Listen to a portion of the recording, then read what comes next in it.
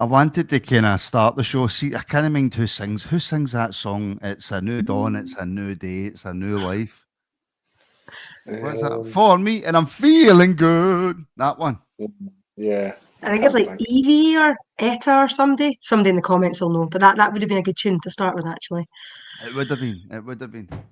And as you can tell, I've got a superior singing voice to anybody you know. Hello, everybody. Welcome along to your afternoon rabble here on the Rangers Rabble Podcast. The sun is shining, as you can all see. The sun is shining. We all seem to be in a good mood considering we dropped points yesterday. And that's simply because Russell Martin is no longer the manager of Rangers Football Club, head coach, whatever you wanted to call him. Russell Martin isn't a manager, let's be honest. And the next team that takes him are fools. Nina Simone, there we go, Nina Simone. My name's Martin, and my co-hosts today are Brian, who's got nothing better to do with his life than appear on pods on the Rabble, and Ash, who actually works for a living. Ash, good afternoon, how are we? Good afternoon, folks. I'm doing a lot better than I was at 5 o'clock last night, I'll tell you that much. There is a little bit of tiny hope now at the end of the tunnel, albeit I've not even got the Halloween decorations up and we're looking for another manager. I mean, who would have thought it? Just shambles from start to finish, but at least it's over. Yes, who would have thought it, Brian? Everybody. Oh yeah. I mean, I think we did speculate. I think not long, was it yesterday after yesterday afternoon, that the time would be after the Falkirk game.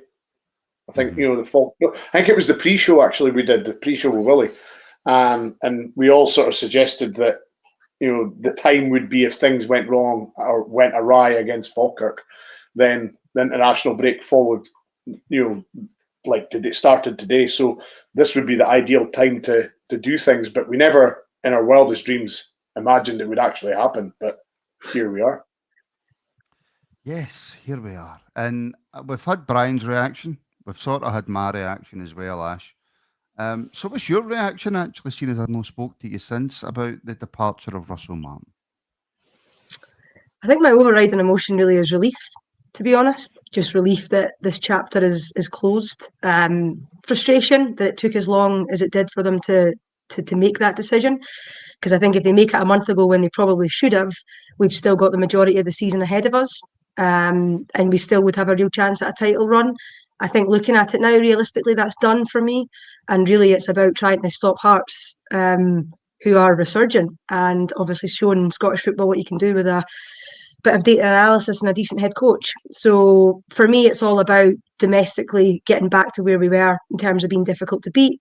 Stopping all this nonsense about conceding goals and the defensive shambles that we've been, and really trying to rescue things in Europe as well, because I don't think we can underestimate how important Europe is as well for a new manager coming in and trying to build a bit of confidence in the squad. But as Brian says, for me, this was inevitable. Whatever metric you want to use in terms of Martin's time, the toxicity around the club was unsustainable.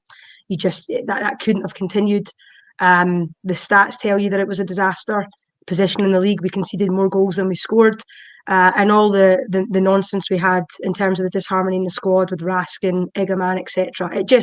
This was always going to end this way. It's just frustrating that they waited as long as they did to make that decision. Absolutely, and by they, Brian, obviously Ash means Stelwell, Patrick Stewart, Dan Purdy, and I suppose we could probably lump Kavanagh into that as well. I don't know. I know, Parat Marath is the vice chairman, but he's got his hands full with Leeds, which I think is his bigger priority right now. I don't think Rangers is so much his main focus.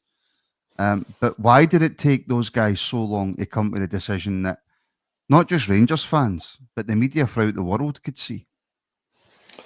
I don't know. I frankly don't know. It was a case of. It was almost as though, when you're telling the truth and everybody else around you thinks you're mad. That's what Rangers fans started to feel like. We were all seeing what we could see, and we were saying, what everybody was, what all the other fans were seeing, but everybody outside us was thinking we were like stone mad and off our heads, and it was just it was the same. It was like you could copy and paste every single pre-match and every post-match interview that you had. It was mentality and anxiety, not doing enough in the forward areas, defensive. It was just the same every week. And he kept saying this, the famous, "Oh, we train well." Well, what were you actually training in midweek and then leading up to a weekend game? What were you actually doing? It just made no sense at all. And yeah, I think as Ash says, it was it was total relief yesterday when it happened, because we all knew this was going to happen. Every Rangers supporter knew this situation was going to end very soon. It was just a matter of when. And yeah, I'm just glad we can actually look forward to a bit more happier times as Rangers fans, and at least look forward to a manager coming in that can actually get something out of the squad. Because I don't feel this squad is terrible. I think there's enough in that squad that a decent manager can work with. I think there's enough in it to get us going and get us playing good football. So yeah, just total relief. Well, we managed to retain the top trainers trophy under a new boss, because that is really all we're properly worried about. What if we go from being the best trained team in the world to like the third best trained team in the world?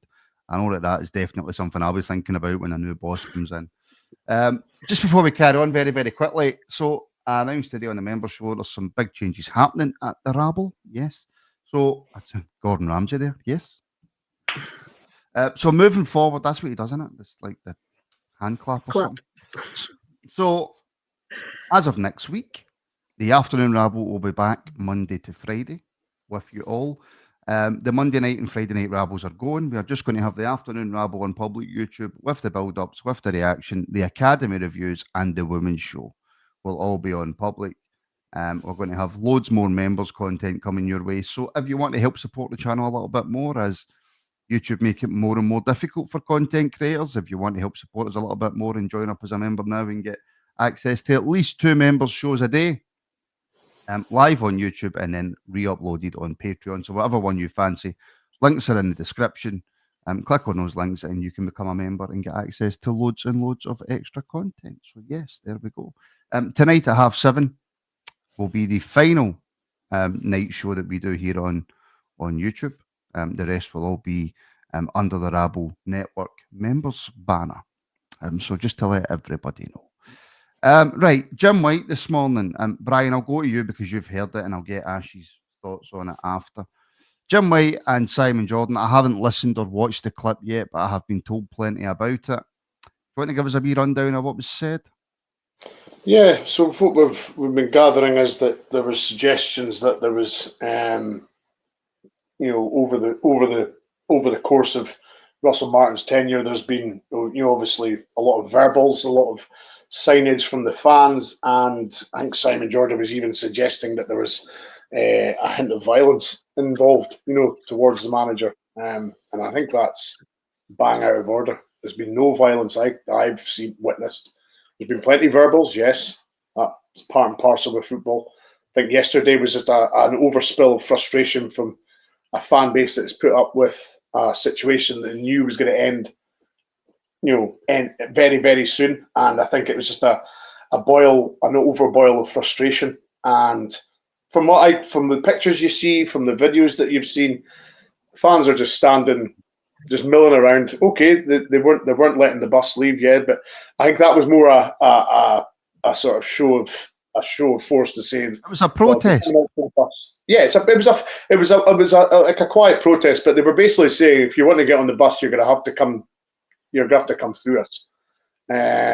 So yeah, and when you've got a manager who's getting scuttled out a back gate in a car, that for me tells you enough that the end was happening as we were watching the end of the game, or then the aftermatch stuff. So yeah, TalkSport weren't very complimentary of the fans, but I mean, at the end of the day, what else could the fans do, right? They had verbally said in the stands during games. They had put up signage in the games. There was certainly no violence used, and there was no threats used. It was just guys standing there making a point that they had enough of this manager. And I think the penny dropped yesterday. Well, certainly you suggested yesterday that the Kavanagh was over and he didn't look pleased the last time he was over. And I think an ultimatum was put to the sporting director and the CEO.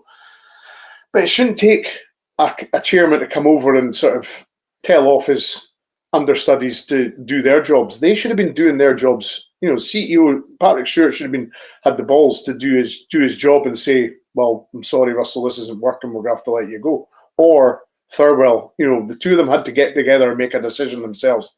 I just feel it's weak that it's taken the chairman to come over from the States to make the point to those guys and say, "No, this is not carrying on. We've got to do something." So yeah, I'm a little bit disappointed in the hierarchy at Rangers, the day-to-day hierarchy, that they didn't feel that they could do that upon themselves and certainly recommend to the chairman that things had to change.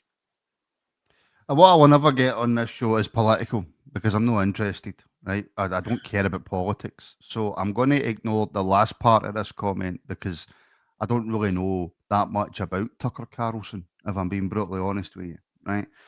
But Ian's first point is spot on. Jim White loves nothing more than looking down on supporters and greasing up to the dictator-like owners he loves to interview.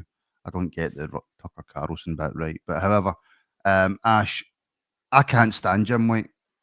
I can't stand him. I never have been. I've not been able to stand Jim White even in his early days of doing Scottish stuff. Him and Simon Jordan couldn't be further away from the Scottish game if they tried. Jim White doesn't believe that anybody who hasn't went to university can be a journalist, because apparently that's what it takes now to be a journalist. He looks down his nose at all supporters and yet still gets people to try and phone in Talk Sport for 50 pence a minute. I do not listen to a single word that comes out of Jim White's mouth, hence why I haven't watched the clip yet. But when they start talking crap about Rangers, you need to respond. You do, and that's his MO. It's sensationalist nonsense, because at the end of the day, his job is to get listens. His job is to get downloads. And, look what he's done. His conversation this morning has got us talking about him at a time when we really aren't interested in anything. Only Ash, because he's on a national broadcaster. You're spot on, and that's a good point, because the narrative for someone who isn't involved in Scottish football and who isn't familiar with what happened yesterday is going to listen to that and walk away thinking that Rangers fans have done something wrong. They've misbehaved, they've behaved in a way that embarrasses the club. And to Brian's point, I'm not aware of any violence that happened yesterday. That whole situation yesterday for me is on the board, and it's particularly on Thirlwell and Stewart, because they have been really, really naive. All they needed to do was come out in the last few weeks and say, look, we know fans are unhappy. We acknowledge the protests. We're not where we want to be. We still support Russell Martin, but results have to improve. Yesterday happened because there's been a complete vacuum of communication with the fans. And after, finishing up to the next international break, we're 8th in the league. Am I right? We're 8th in the league. We're 11 points behind Hearts. And there was a real concern last night was, he might not even get sacked. He might actually still keep his job. And that's why if the fans knew, because the communication from the club had been clear, that if things didn't improve, there would be a change, they probably wouldn't have done that with the bus yesterday, because we all knew that he was done. But something had to be done in terms of making it clear that we're not going to put up with this anymore, and you're going to have to put your big pants on and make that decision. So I think that there's a lot of blame to go around. Thirlwell, Stewart and the board have to take their fair share of it. And Ash, you mentioned Thirlwell and Stewart there. Now they've got a massive job to get the right manager in, because Thirlwell's already nailed his colour to the mast. He's the best coach I've ever worked with, is Russell Martin. He's a fantastic coach, which goes down the route of, and maybe it makes sense because we're so good in training, right? Maybe that just does make sense. They can't appoint a Martin 2.0. No, they've given themselves no room to manoeuvre. Now, listen, you can make the wrong managerial decision, although with Martin it was pretty clear from day one that it wasn't going to work. But you question their judgment around that decision in the first place. But now you seriously question their judgment on why they let it drift for as long as they did. So now the pool of managers that we can shop for are narrow, because they can't have another project. They can't have another experiment. They've got to go and get someone that from day one the fans support. And there are only in my mind, and whether you think this is the right decision or not, the only one that probably would unite the fans is maybe Gerrard. And, whether that's the right appointment or not, who knows, time will tell. But they've given themselves no room to manoeuvre whatsoever, and the pressure is on them massively, because if they get this next appointment wrong, they have to follow the manager out the door. Yeah, they absolutely do, Brian. And I think that's spot on. And I've seen it discussed in so many other different platforms. And by the way, just for some of the comments, I don't class myself as a journalist. I never have. I class myself as a relatively fattish guy who sits in front of a computer and talks about Rangers. That's what I would class myself as. Just for some of the comments coming in. Brian, you can't get it wrong. He really, really can. And my fear is listening to Thelwell before all this rubbish with Martin took off, was that's the type of manager that he wants. That's the type of football that he wants Rangers to play. And now, I'm sorry, I watched every single Rangers game under Russell Martin, and I still can't tell you what Russell Martin's football is. No.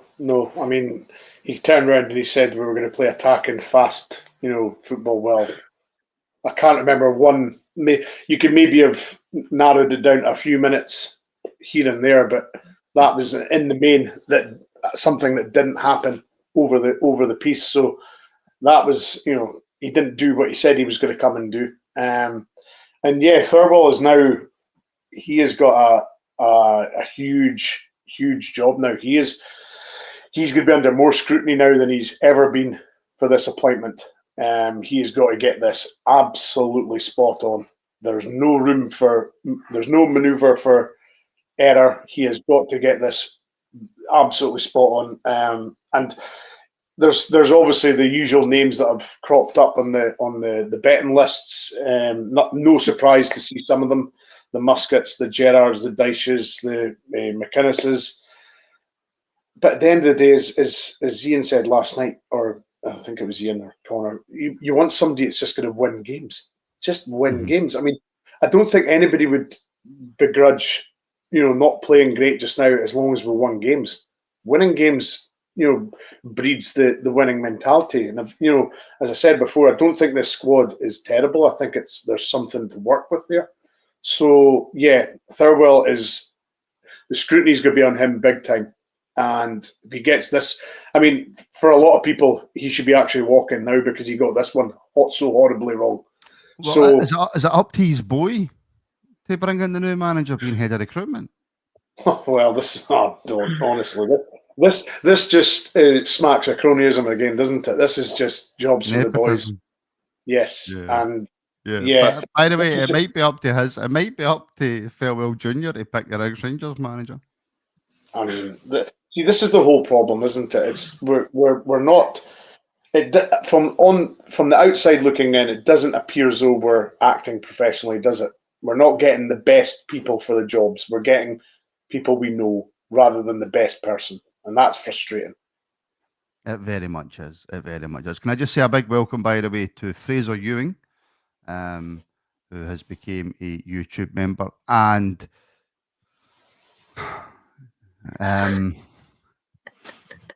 Jai Kozubic. Sorry, I just don't know how to pronounce that. I'm terrible with pronunciation. Look like Alan Brazil with names, aren't you? But Alan Brazil can't pronounce like milk, right? I'm not as bad as Alan Brazil.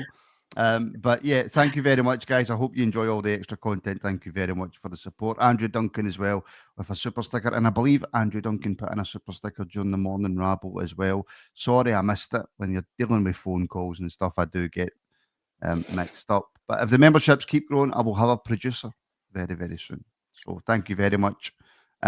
Andrew, and what about 72? Martin, how do I join the Rabble Discord? I will put out a post on the membership page on YouTube to let you all know how to join the Discord, my friend. Thank you for the super chat. And penultimately, Gemini IC, I stuck a £10 on for Martin when he was appointed to be sacked before Christmas at 80-1. So I thought I would share the wealth. Gemini, thank you for the support, my friend. Wow. And congratulations on your bet. So well done. Yeah. Right, let's get into the good stuff now, shall we? Blue Fox. Right, let's get at it, Ash. Who do we want? Muscat, Roll, Stevie G. Only person I really don't want is Dyche, but worries with the Everton connection. Ash, who do we want? So I've always liked Muscat, and I'll put my tin hat on here. I've always liked him. I think he's got a track record of success in different leagues. I think that obviously he has a little bit of experience with Rangers.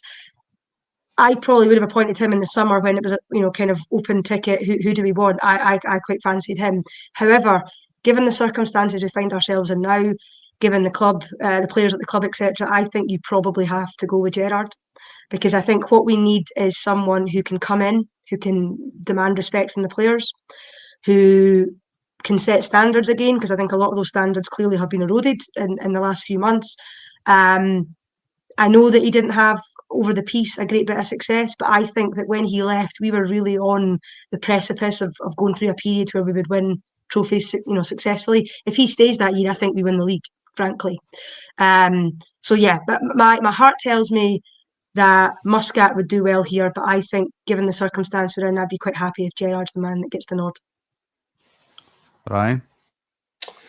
Well, after listening to your morning rabble this morning, Stephen from Australia wasn't exactly totally enamoured with Muscat, was he? He was not impressed with what he's how he does things out in Australia, despite all his Poor his in Belgium. Sorry? Apparently. Very poor in Belgium, apparently. Yeah, so Stephen wasn't totally enamoured with Mr. Muscat. Brian, I think you'll actually find Stephen's reaction was no way, no. That was Stephen's reaction. Yes, he wasn't, certainly wasn't for Kevin Muscat. I mean, the problem you've got is, I think if you're looking at it as a fresh start and all this, your ideal person would be Knutson from Bodo Glimt. But the problem you've got there is he hasn't managed anywhere else. He apparently is, his family is settled. He was offered the Ajax job. He turned it down. So you're going to have I think you're going to have a struggle to convince Knutson to move, from Norway, because I think he's quite happy being there and how the club operates, and he's almost like part of the furniture there. So I think that would be an interesting one, but I just can't see. I mean, his contract is up in December allegedly, so I mean it's not something that's totally out with the realms of possibility. So I would. If I was being totally sort of honest, I would go for that one. But I mean, I think my heart's saying Steven Gerrard. I think the board are needing a little bit of feel good factor from the fans. I think they're needing a bit of they need to get us back on side, because I think the field have lost a bit of our support despite everything that's happened in the summer. So yeah, my head says Knutson, but my heart says Gerrard. Well, David Andrews, hey guys, I'm in Australia as well. Sorry, Ash. Muscat has an extremely poor reputation in Australia for his temperament and attitude from the early days of the A-League with Melbourne victory. Hopefully, he has matured. I get that. So I get the point. I totally understand that the Belgian piece he didn't do well, but then Clement did well in Belgium and didn't really cut the mustard here. I suppose won a League Cup. Well, sorry, no, you're right. I guess that maybe just didn't have a level of success. What I want, I suppose, is someone that comes in on the way up in their managerial career, not somebody that's had a setback. I feel too often we've recruited from people that have been sacked or left a job for whatever reason. Not very often are we going to a club to get an up-and-coming manager or someone who's got trophies, someone who's managed to get a team over the line. And that's something that I think is really important for this squad, because there's a lot of young guys in there with not a lot of experience who will lead under the pressure of Ibrox. We need someone that comes in and gives them a little bit of belief back. Whose fault's that we've got a group of players with not a lot of experience? Well, that's the interesting thing. We're meant to be moving to a model where a sporting director and the football department decide who we sign, and yet we sign so many players with previous connections to Russell Martin. So we're left with a squad now that's built in his kind of style, if you like, and let's hope somebody else can come in and get a tune out of them, because it is a risk. It very much is. Blue Fox, thank you very much for the super chat, my friend. I've got some people. I've got some people comments. For manager. Charles Lyle wants Ash to be the next manager. I'll just spend the afternoon typing my CV up. I would fancy a crack Yes. at it. Taylor wants Stuart Kettlewell. John B. Hall, which is my next question I'm going to be, has to be a leader of men, not a philosophy coach. Kieran McCluskey's going Muscat or Lampard. Lampard ain't leaving Coventry, folks. Stephen agrees, Ash for manager. As long as you can still do the afternoon rabble, then I'm happy. I'm happy to sign her away. You'll be on the gold-plated press list, Martin. So there you go. It could work for, it could work for everybody here. Yes, I'm liking the sound of it. Can I ask a question, Ash, in the press conference? No, Martin, you cannot. Scott Kearney, Big Ange, because he'll be sacked for Forest soon. So there we go. He'll be gone. Could you imagine that? Oh man, that would be nearly as big as Maurice Johnson, wouldn't it? If Big Ange got the Rangers job. Avino, Frank Lampard. Frank Lampard isn't leaving Coventry, everybody. So just chill out with that. In terms of the next manager, Brian, not naming names, but do we need a manager to come in who has won things? Because we had that in Clermont. He came in, he'd won things, and it didn't really go his way. I mean, the Queen's Park will never be forgotten, that ridiculously poor result. Or do we just simply need a manager who knows the league? See, we've harped on about needing people that have won things, and as you just rightly pointed out, we've hired people that have won things, and then they've failed, to win the league. So you're not reinventing the wheel here. You know what I mean? You're organising a group of players to play a certain way in a certain league. Now, I think everybody would concede that Europe's been a complete disaster this year. And I think everybody would concede the Europe campaign if we got a decent coach that knew the league. I think that's the sort of bottom line. We need somebody that's well acquainted with the Scottish football. I think we've went down this road of looking at CVs far too much, and what have they done? What have this? At the end of the day, you need somebody that's going to come in with a clear plan and a clear way of playing and say, this is how we're going to do it. We're going to be tough to beat. We're going to be really extremely tough to beat. But when we get a hold of the ball, we're going to go all out and try and score goals. It's, as I say, you're not reinventing the wheel in any shape, way, or form. But yeah, I think we have focused a lot on people that have won things. And we need somebody with a presence. I said it last night. We need somebody that the players are going to look at and go, oof, I'll run through a brick wall for you. That's what you need. You need somebody who's got a presence. I've never understood that metaphor, reinventing the wheel. You can't reinvent the wheel. The wheel's the wheel. Oh, exactly. So I understand that is the metaphor. I understand that is the metaphor, and that's why it's a metaphor, but it really frustrates me. It makes a wee tick in my brain go, but you can't reinvent the wheel. I honestly hate that metaphor. Sorry, Brian, but I completely dislike it, so don't use it anymore. I mean, there was a comment there just saying, what did we see? That's how Brian just blanked my argument there. Whatever, Martin. I'm going with the comments. I'm reacting to the comments. That's what we're here for. No, he was saying, what did we see in Martin? Well, not a lot of the fans seen a lot in Martin. This was a pure board decision. That was not a fan decision. So I would suggest that the board would have to take the brunt of that one and not the fans. That wasn't a fan's choice, because I think everybody could see before Russell Martin was appointed that nobody wanted him, or not many. No, nobody wanted him at all. By the way, the reason I say that Lampard won't leave Coventry is because he's doing quite well there now, and we've already rejected him. So he's not leaving Coventry to come to Rangers. He's just not. No, Coventry is not a bigger club than Rangers, and that's not what I'm saying. And if that's what you think I'm saying, then I think the difference with Lampard now is he's on I wouldn't say he's on the precipice, but he's in an extremely good position to get Coventry in the Premier League. And Lampard is desperate to get back to the Premier League. So, and worst case scenario, Brian, as well, even if sorry to interrupt you, but even if he doesn't get Coventry there, he's doing such a good job that I think a Premier League team would take a punt on him. That probably won't happen if he has a good season at Rangers. So I think you're spot on. Derek McInnes, Ash. is a name that is getting thrown about there all the time because he's doing really well with Hearts. He's doing very, very well. Is that something that you can see happening? No, I think he'd be mental. Now, not to get into the debate of who's a bigger club, because that's not even a discussion. Clearly, the man loves Rangers. He's got an affinity with the club, but he's on to a really good deal with Hearts. He's just taken that job on. It's gone better than probably most people expected.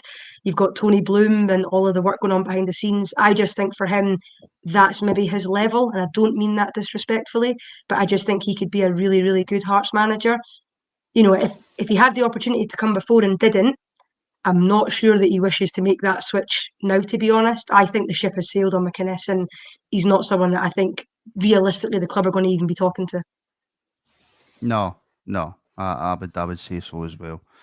Folks, that will do us for today. I'm ending the show because I'm about to just blend into my blind. I forgot to put. I'll let you into a wee secret, right? Normally, I put a towel on the window so that the sun doesn't come in, but I've completely forgot to put my towel on the window today. So it's the sun's almost beaming me away. What's it? Beam me up, Scotty, beam me up, Scotty. There we go. So I do that, please. Right, we are back tonight at 7:30 for the final live night show here on YouTube. It will be moving to a membership after that. So tune in tonight and make sure that you enjoy it. If you want to help support the show a little bit more and get access to loads and loads of extra content, you can become a member now. I'm supposed to put this banner up and I always forget. Links are in the description for YouTube or Patreon. Pick whatever one you like. We'll get access to all of our extra members' content after getting the eyebrows done. Oh, jeez. Never had my eyebrows done in my life. Please make sure if you're watching to give us a like and make sure that you are subscribed to the channel as well so that you never miss out on a show, any breaking news, academy shows, women's shows, reactions and build-ups to all the games as well. My thanks to Brian and Ash for joining me today. All that's left to say is that Russell Martin's gone, right? Russell Martin is gone, folks. His time is up. We're getting a new manager in soon. So go and enjoy the rest of your Monday, and we shall speak very, very soon.